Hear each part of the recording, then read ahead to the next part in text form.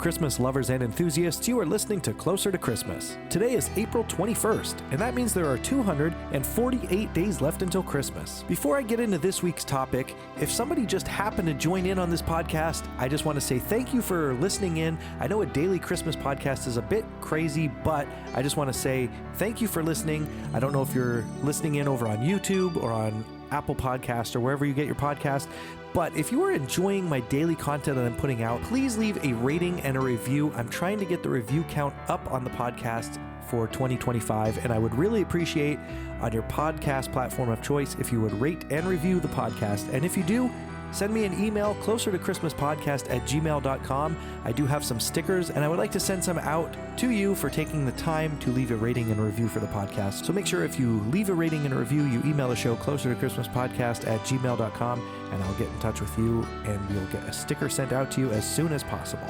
Now, with that said, this week is a little odd. I probably should have saved this for closer to October, but this week I'm going to cover 6 cursed Christmas ornaments. And the first one I'm going to talk about is the haunted Christmas doll. So the haunted Christmas doll ornament was actually an eBay legend. A seller once listed a vintage doll ornament described as haunted.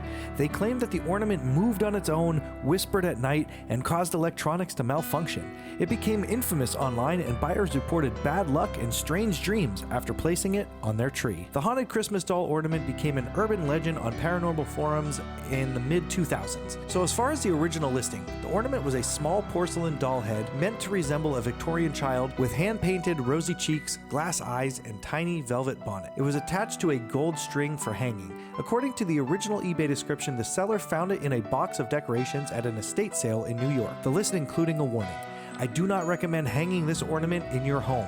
It has a presence. The reported activity with this ornament, the seller claimed that within a few days of bringing it home, their dog refused to go near the tree, the lights on the tree would flicker only when the ornament was hung, and they heard faint whispering at night, always near the living room where the tree was.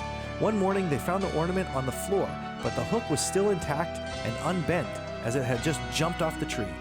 A strong scent of lavender or sometimes sulfur would appear when they got close to it.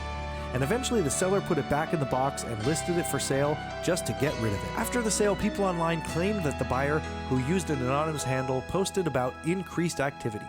One user said that the doll's eyes seemed to follow them. Another claimed to have reoccurring nightmares of being watched while hanging ornaments.